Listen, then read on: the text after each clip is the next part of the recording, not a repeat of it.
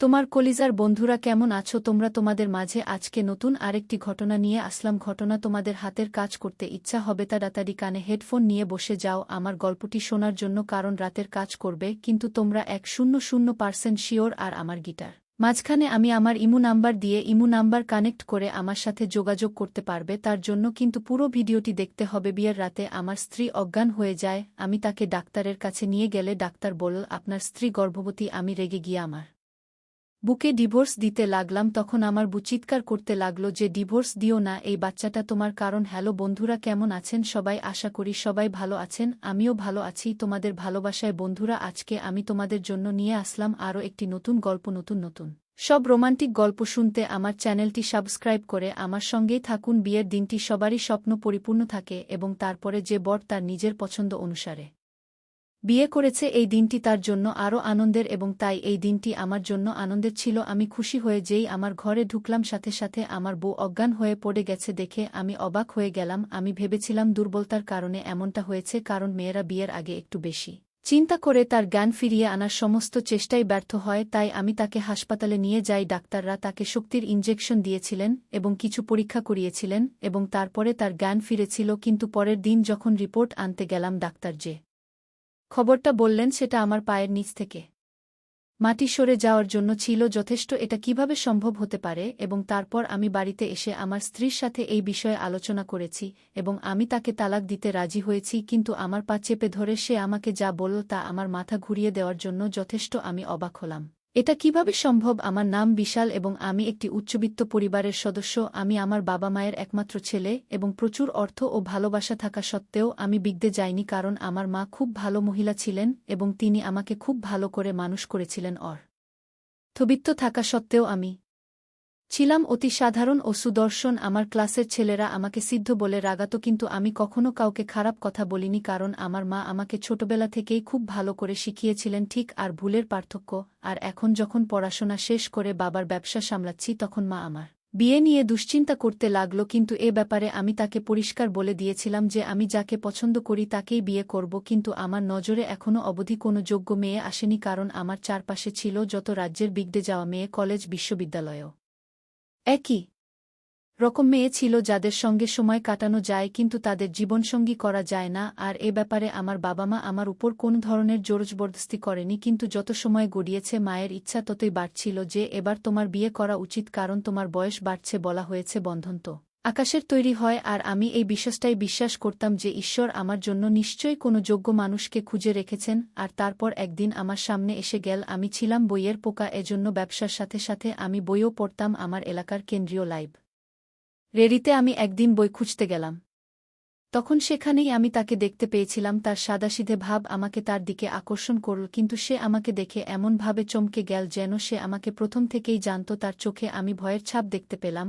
আর তাই আমি অবাক হয়ে গেলাম। আমি তো তাকে প্রথমবার দেখছি, সে আমাকে দেখে ভয় পেল কেন? কিন্তু আমি তার সাথে কথা বলার আগেই সে এমনভাবে দৌড় দিল যেন সে আমার থেকে পিছু ছাড়াতে চায়, এবং ব্যাপারটা আমাকে অবাক করেছিল। এই অদ্ভুত ব্যাপারটা আমাকে অস্থির করে আমাকে বারবার সেই লাইব্রেরিতে টেনে নিয়ে যেতে বাধ্য করে, এবং কয়েকদিন পর আমি তাকে আবার সেখানে দেখতে পেলাম। তাই আমি তার বাড়ি পর্যন্ত পিছু করলাম। আমি খোঁজ নিয়ে জানলাম ওর নাম কোমল, আর তারা বেশ কিছুদিন হলো এই এলাকাতে শিফট হয়েছে। আর সবথেকে বড় ব্যাপার হলো সে তার মা বাবার একমাত্র মেয়ে। এর থেকে বেশি আমি আর কিছু জানতে পারিনি। আমি তো তার শীতের সাদা ব্যক্তিত্বে প্রভাবিত হয়েছিলাম। তাহলে সে আমার থেকে ভয় পেত কেন, যখন কিনা আমি তার সাথে আজ পর্যন্ত কথাও বলিনি? তার ব্যাপারে আরও জানার জন্য আমি সুযোগ খুঁজতে লাগলাম যাতে তার সাথে কথা বলতে পারি। আর বোধহয় সে বুঝতে পেরেছিল, এজন্য সেই সমস্ত জায়গায় যেখানে আমি যেতে পারি সেখানে যেতে চাইতো না। আর তার এই দূরে পালানোর ব্যাপারটা দিনের পর দিন আমাকে তার প্রতি আসক্ত করেছিল। তারপর ভাগ্য একদিন এমন একটা চমৎকার খেলা খেল যে কিছুদিন পরে মেয়েটা আমার কোম্পানিতে ট্রেনিং এ জয়েন করল। যেহেতু ট্রেনিং এর ইন্টারভিউ আমি নিতাম না, সেজন্য এই মেয়েটা আমার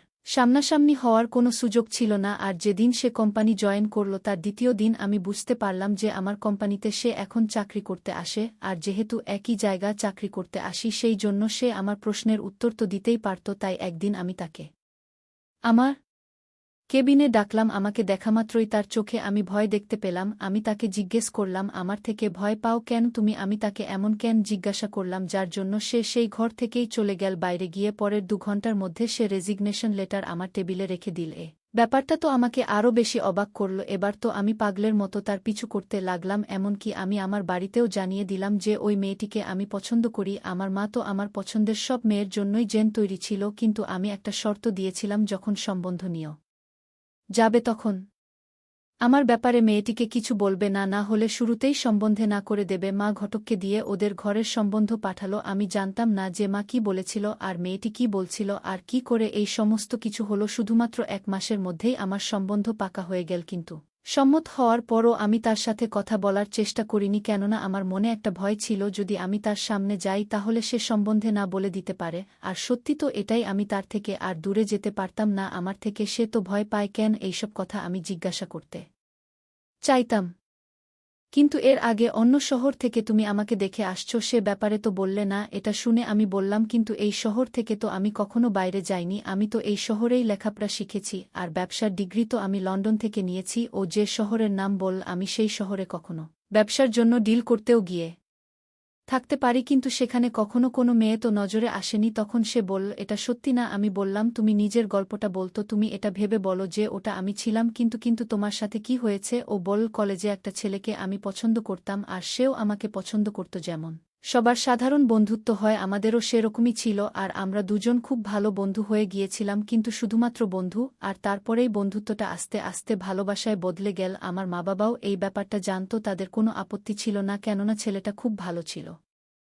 আর আমরা সবসময় বন্ধুত্বের সীমারেখার মধ্যে থেকেই কথা বলেছি, কাউকে না বলে। আমরা কখনো দেখা করতে যেতাম না, আমাদের দেখা তো কলেজে হয়ে যেত। কিন্তু যখন আমার কলেজের শেষ বছর ছিল তখন ওই ছেলেটির কিছু বাজে ছেলের সাথে বন্ধুত্ব হলো, যার মধ্যে তুমিও ছিলে। আর জানি না তারা কিভাবে ওকে নেশা করা শিখিয়ে দিল, যার জন্য সে আমাকে যে কারোর কাছেই বিক্রি করতে রাজি ছিল, আর আমার দাম পর্যন্ত সে ধার্য করল। কিন্তু আমার ভাগ্য বোধহয় সেই সময় ভালোই ছিল, আমি এই ব্যাপারটা প্রথমেই বুঝে গিয়েছিলাম। তখন সে ফোনে তোমার সাথে কথা বলছিল, আমি পেছনে দাঁড়িয়েছিলাম, সব শুনে নিয়েছিলাম। সে আমাকে প্রথমবার রাতের খাবারের জন্য নিমন্ত্রণ করেছিল, আর আমার মা বাবাও রাজি ছিল, কেননা ওরা চাইতো যে ডিগ্রি শেষ হতেই আমাদের জেন বিয়ে হয়ে যায়। তাকে আমি এটাই বলতে এসেছিলাম যে আমাকে সম্মতি আমার পরিবার দিয়ে দিয়েছে। কিন্তু তার কথা শোনার পর আমি জানতে পারলাম যে এটা ডিনার ছিল না, বরং ডিনারের নামে সে আমাকে বিক্রি করতে চাইছিল। আমি মা বাবাকে বললাম, যখন তারাও ভীষণ চিন্তায় পড়ে গেল। একই আমরা প্রথম থেকে ভাড়ার ঘরে থাকতাম, রাতে তার ফোনের পর ফোন আসতে থাকল,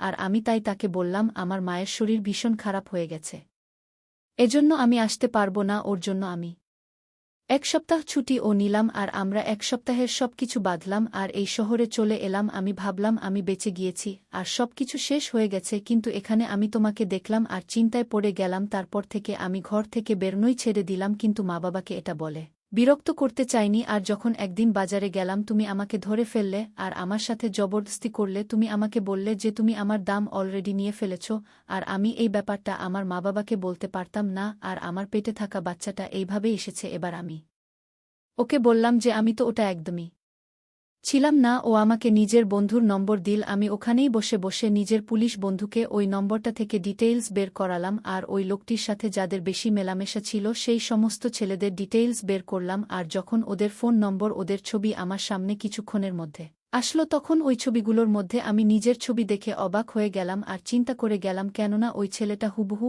আমার মতোই দেখে, কিন্তু ওটা আমি ছিলাম না। আর আমি আমার স্ত্রীকে এই কথাটা বলে দিলাম, আর তারপরেই পুলিশের সাহায্যে আমি যখন ওই ছেলেদের ব্যাপারে জিজ্ঞাসা করালাম তখন জানতে পারলাম যে সে নিজের মা বাবার একমাত্র ছেলে। যখন তার মা বাবার ব্যাপারে জিজ্ঞাসা করলাম তখন সে আমার মা বাবার পুরনো শত্রুদের। আর যখন পুলিশের সামনে তারা মুখ খুলল তখন জানলাম যে সেই ছেলেটি আসলে আমার যমজ ভাই, যাকে ওরা হসপিটাল থেকে চুরি করেছিল আমার মা বাবার সাথে বদলা নেওয়ার জন্য। তারা জানত না যে আমরা যমজ জন্মেছি, এমনকি আমার মা বাবাও জানতেন না যে আমরা 2 ভাই। এইসব একজন নার্স করেছিল, এবং সে ছেলেটি ভুল পথে চলা শুরু করেছিল। আমার স্ত্রীর গর্ভে ওই সন্তান বেডে উঠেছিল, কিন্তু আমি এই খবর আমার মা বাবার কাছে পৌঁছতে দেয়া নি, এবং তারপর স্ত্রীর গর্ভপাত করালাম। এরপর এখন আমরা খুব ভালোভাবেই জীবনে করছি।